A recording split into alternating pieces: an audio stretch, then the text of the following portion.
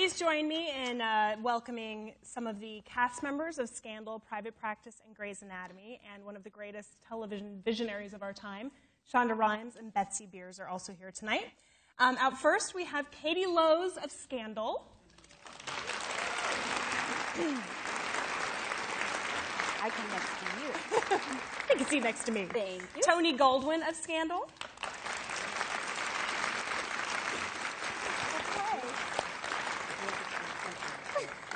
Kerry Washington of Scandal.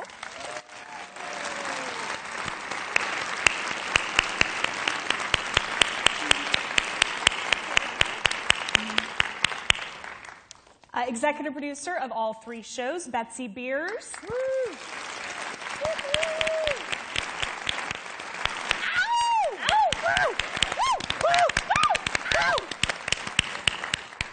Creator and executive producer of all three shows, Shonda Rhimes.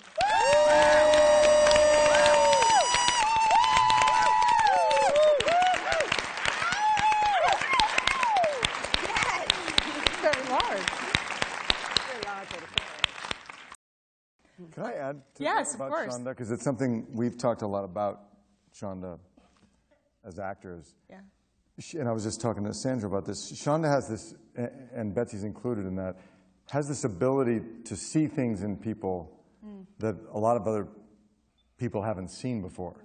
So everybody on this stage and so many people in our show, and I saw it on Grey's and in Private Practice as well, that she'll find something in an actor and dig for it. And so the actors on Shonda's shows, whether you've heard of them before and seen them in 20 things over the years, or whether it's a brand new person who you didn't know before, she finds what's really underneath that person, what they have to offer that people haven't seen. And that's really exciting. I mean, I feel so grateful as an actor to have someone who you feel like kind of gets what you maybe have going on, and to see it in other people come out, it's really exciting. And so she says, I want to see these two doing dirty things. Well, I'll say It's exactly like that. Okay. this is our pain, by the way. Like, we don't know week to week what we're going to be delivering.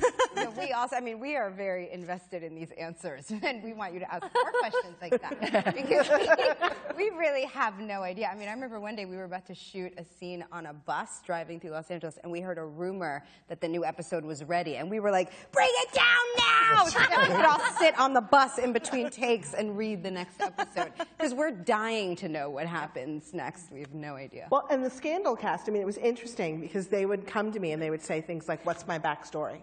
Like, where am I from? And I would go, I don't know. And they'd say, like, where did I go to school? And I'd go, I don't know. Have I ever been married before? I'm not sure. And I wasn't, because, I mean, the thing that these guys were sort of saying that's lovely for me is, I don't go to stage very much to watch things filmed. I'm incredibly busy, and I spend a lot of time writing. So I'm not really I go to stage very rarely. I think you'd say like almost never. Well, I think it's great. Scandal is finally premiering on Thursday. I know, a lot of the fans are anticipating it, and I think one thing that's really phenomenal about the show is that, and I think people are going to respond to it so well because it still has your trademark excellence in writing. And yet it is a totally different world than what we've seen before. It's really gritty, it's edgy, and it's first of all, no doctors, so that's a big change. No, but can you talk about what made you want to do this kind of series? I don't know. I mean, I get excited about something, and then I sort of have to write about it. That's sort of how it works. Betsy Beers introduced me. Betsy Beers, as if we don't know who you are, but hi, Betsy Beers. I'll be your hostess tonight. Betsy introduced me to Judy Smith, who is the real crisis management PR fixer person, who really the character of Olivia Pope is inspired by. And Judy came in and sat down and told us about her life, which included representing Monica Lewinsky, representing the family of Chandra Levy, representing Michael Vick, doing all of these interesting things that ran the gamut. I mean, she she literally fixes people for a She living. fixes people for a living. And the funny thing about it, too, is that initially when I talked to you about this, I said, there's this woman, her name is Judy Smith, this is what she does, and you were really interested in it, but you were like... I was like, we should get this for somebody else, because I'm not doing it. This is really busy, and we're busy. I want to do it. So we both went, okay, and I thought, And the funny thing was, at the moment she walked in, she sat down, and she started talking, and I looked at you, and you got that look, where you went all silent again. And so I pulled out the hand puppets, and it was like 2.5 hours later, nobody ate. Yeah, it was supposed to be a courtesy 15-minute meeting. Like...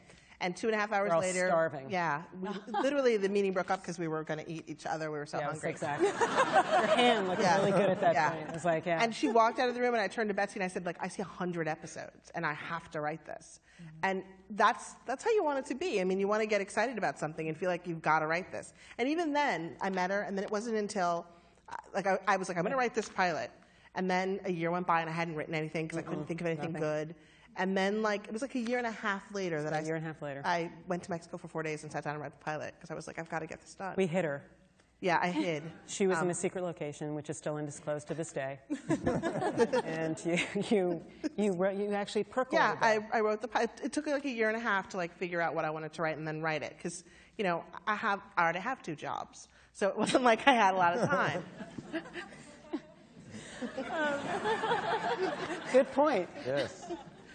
For Kerry, Tony, and KaDee, can you just, because, I mean, people haven't seen it yet, could you just briefly talk about who your character is? And Kerry, I have to say, I so want to be Olivia Pope. I mean, she is perhaps the most badass woman who has ever appeared on television. I mean, she's just so powerful and so together, at least from what I've seen. Maybe she cracks a little later on, but just so together and so driven and so smart. Was that part of the reason that attracted you to the role? And what can you tell people about who you play? Sure. I play a character named Olivia Pope, who's inspired by Judy Smith. So I'm at the center of Pope and Associates, which is a crisis management firm. And in the first episode, KaDee's character has just arrived to work at the firm. And so a lot of actually the first episode is kind of through KaDee's eyes because she's meeting us all for the first time in the way that the audience is meeting us all for the first time. And we fix things. You know, people walk into our office on the absolute worst day of their lives, which is why we rely heavily on our guest stars because they have to be people who can bring that levity of panic, and they walk in and say, I don't know where else to go, I can't go to the cops, I can't go to the media, I never want the courts to know about this, can you help me? And we do. And my character, before opening this firm, used to work at the White House for President Fitz, and played by Tony Goldwyn.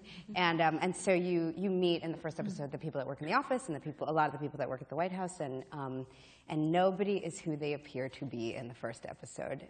As the season moves on, you begin to understand that the people who have gravitated to this work have gravitated to the work because they have a personal understanding of crisis, because they've each had their own experience with a worst day of their lives, and so they know how to navigate it with compassion and wisdom. So that's what the show is about, yeah. And what drew me to her was Olivia is, and for me it was there from the first episode, incredibly smart and successful and sophisticated and powerful in her professional life. And in her personal life, she is a mess. She is torn and vulnerable, and she needs her own Olivia Pope for her personal life. But she can't do that, so yeah. What can you tell us about President Fitz? I'm the President of the United States. That's cool. Try and top that. That's cool. No big whoop. Yeah. The show is, you know, a big part of the show obviously is the cases of Olivia Pope and Associates. And then the other part of the show is Olivia, and we have a very, very complicated relationship. Understatement. Olivia used to work for me at the White House, as Kerry said, and I left for good reasons. She left for good reasons. I didn't think they were so good, but so you get more and more as the season goes along. Life at the White House gets increasingly complex, and in some cases dirty. Scandalous, yeah. So we can't be rid of each other. and at moments really don't want to be, and in other moments one of us wants to be, the other one doesn't. Yeah, so it fits. It's just a fantastic character, and as Kerry said, you never know what's going to happen. And one of the great things throughout the season was at one point, I was totally convinced they were going to kill me off, because I was like, how are you going to get me out of this corner I'm in? I don't get it. And then, we lo fixed and behold, But we did, sir. Yeah, the character does a 180, so we're constantly doing 180s, our characters. But I have to say that this man initiated all kinds of trouble in the crew, because there would be like these knockdown, drag 'em out arguments in the makeup trailer about like, he's awful, he's perfect, and people would be like throwing things at each other in the hair and makeup trailer. And my makeup artist refused to touch him. She wouldn't talk to me. She was like, I someday. can't. Like, what? Yeah. Yeah, that's right. I was like, I'm a good father.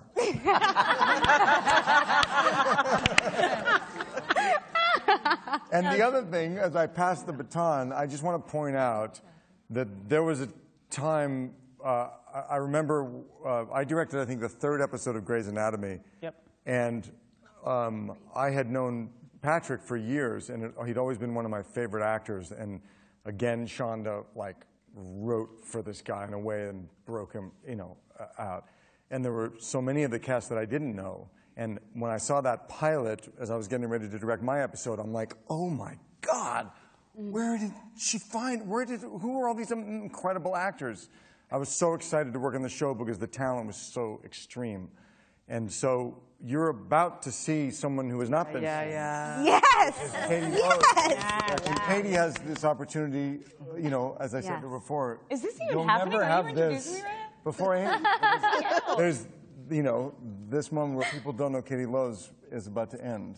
Because she's really extraordinary. Truly. That's really nice. So who the hell are you? What am I doing on this stage? I don't understand. All night I've been like, what is happening to my world? This is crazy. Hi. What you're doing on this stage is, I have to tell you, 2 episodes in, I was like, oh my God, I'm kind of in love with her. Like, serious girl crush, because you're fantastic on the show. And I do love that it seems like you are really our access into this world, because you are seeing everything for the first time. And so it's really interesting seeing you as sort of a fish out of water. This is like a parallel moment right now for KaDee, and this is like Quinn and Olivia Pope and Associates. It's really freaking me out. So what can you say about who you play on the show? She's the newbie. She's the rookie. She is, just been placed in her role model of a woman. Olivia Pope is someone she would dream to be and only be lucky enough to work for. And on the first day of the first episode, her dream actually comes true, similar to this. And she gets to work for Olivia Pope. And she asks all the questions that the audience needs to know. She's completely thrown off her rocker. It's the most scandalous world, and she doesn't know what the hell she's doing, and she has to learn really quick. But you do find out, like all of Shonda's brilliant characters, that she's there for a reason, and everything is contradictory, and whoever you meet in the first episode is not who you meet by the last episode of the season. So stay tuned. The Shondaland logo isn't a roller coaster for no reason. Seriously. I mean, very true. So what was it like for you when you got the call that you got the part? We have it. We have it on okay. It wasn't a call. It was crazy. We have it on video. You have a video of it? This is the best thing that's ever happened. It's like, Were there tears? Roll the clip. it was, I wish we had it here. I wish we had the clip. Yeah. I can't.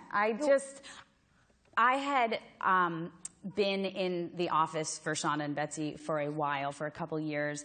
I had been lucky enough to guest star on Private Practice and had auditioned for Grey's Anatomy and other Shondaland shows. And when this role of Quinn came about, I read the pilot and I was like, oh my God, oh my God, oh my God. My middle name is Quinn too, just so you guys know. I swear, no joke. And I'm like, oh my God, this is meant to be, but you totally don't want to think that way because, whatever, you don't want to psych yourself out. I auditioned for it. with the first scene of the pilot. I don't know if anyone, yes. It's just the craziest, best audition scene ever. And so I do that, and I get a call that I'm gonna have to go in again and test. I'm like, oh my God, I'm testing. Oh, so great.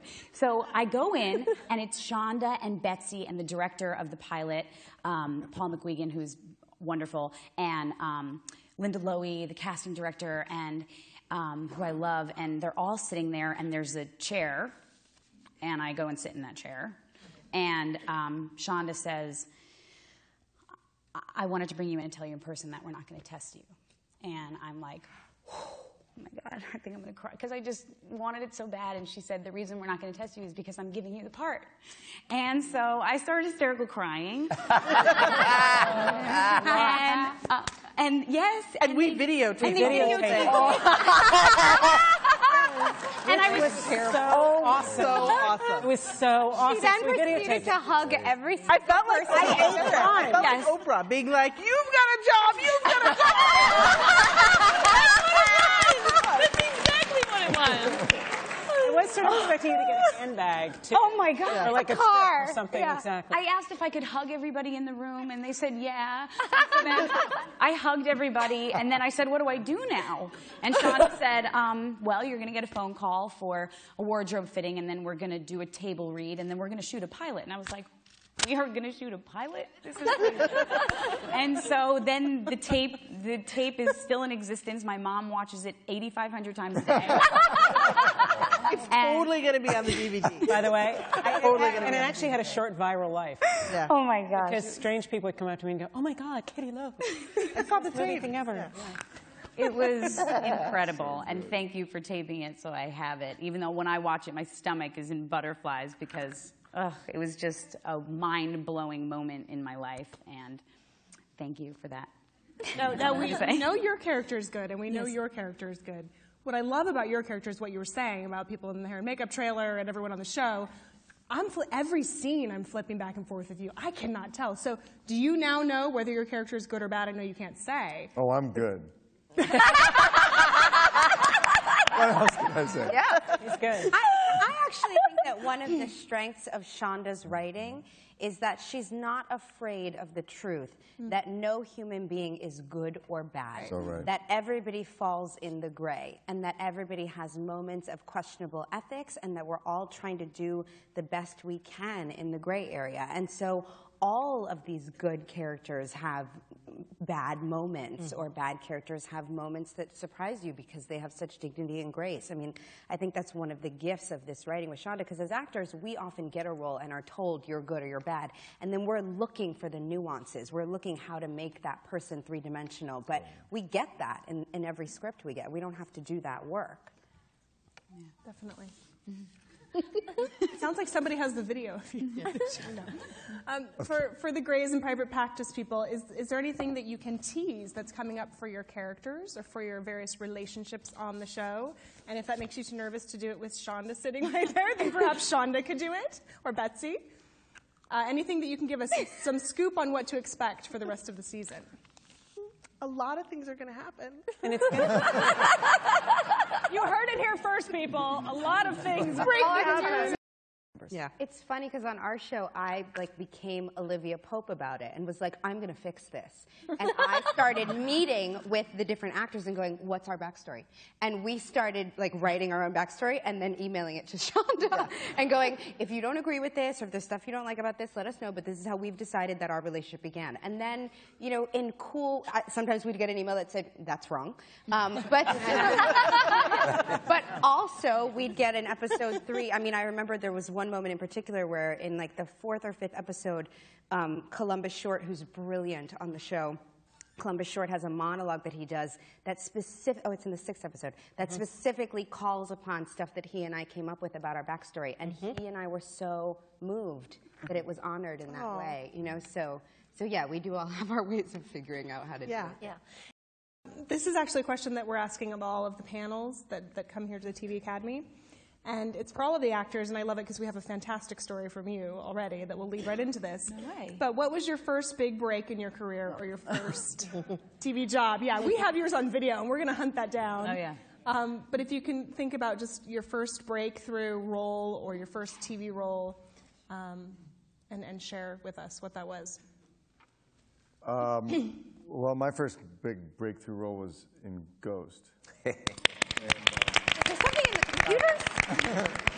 Which is why I'm just still convinced he's bad. The president has to be bad. Oh. You were the big murderer. Indelible. Yeah. But that was, I had sort of a similar situation to KaDee, because I'd been, working for a few years, but really struggling, and I had to fight my way in for an audition and my wife was actually the production designer on the film. And she kept coming home at night going, they haven't cast that part. You should go get on your agents. And I said, they'll never see me for that. Never. Why, And so I would call my agent, who at that time didn't even know my name. And, but the assistant knew my name. And after I was so persistent, the assistant said, you know what, I'm going to get you in on that. And so I went in and went on tape for it, and the director wouldn't meet me because he didn't know who I was. And then several months went by, and I got disillusioned with Hollywood, and said, I'm just going to go back to New York and work in the theater. Screw this. This sucks. So I went back to New York, and I was doing a play, and I got a call from my agent. They said, your agent called you. I was like, my agent never calls me. They must have mistaken. And he said, hi, Tony, it's Brian. I'm like, are you sure you meant Tony Goldwyn? And he said, get you that movie, Ghost? They want to screen test you for it. And this was in the dark ages when they actually did real big screen tests. And I flew out on my day off and screen tested, and miraculously, and they had, couldn't cast the part, and they had looked through all their old audition tapes and stumbled upon this guy, and I was just lucky. You were really good in it. You were very good in it. That was my first one. Oh. Kudos to your wife for believing in you to be the murderer. Yep. She knew. Spoiler. So funny. Yeah. Spoiler. I'm sorry if there's anyone in the room that hasn't seen Ghost yet. Right. Spoiler alert for everything these days. Kerry? Well, I want to out myself about something, especially because one of my best friends from college is in the audience, and we took a class in college in performance studies where we did a comparative study of Rent and La Boheme, and I was really in love with Benny. Yeah. And in love. And we actually, on our set, do Rent all the time. At Scandal, we do Rent. But was in love. Was like, I have to find my Benny. So I'm just going to comment on your big break. Yeah. So, but I don't know. I mean, I feel like I have had one of those careers where I actually have 5 or 6 or 7 or 8 people who say that they discovered me, because I feel like I've had sort of these different moments in my career. There hasn't been one big break. There have been kind of these waves of work kind of building upon each other. So yeah, and I kind of like it. I like being a worker. I like that I've just been able to kind of do consistent work. But yeah, I never really had. So really, it was Taye Diggs that discovered you. Yeah, that's right. He made me feel like it was possible. You can add that to your resume. I absolutely will. Discovered Kerry Washington. I know when I discovered her. Just joking. Just kidding. Not really. But.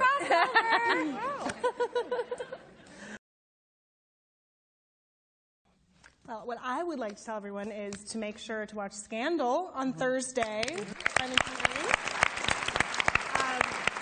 I do want to say, I think, by the 3rd episode, you are going to be completely obsessed with the show. It is absolutely fantastic, and I know we'll be seeing a lot more of you. And congratulations to you. Thank you. But thank you all for being here tonight. Well, we are airing after a brand new Grace, yes, which comes right before us, and then on the 17th, a brand new Private Practice. Yes. Yeah. So tune in for all of that. And thank you all for being here. We really appreciate it. Have a good night, everyone.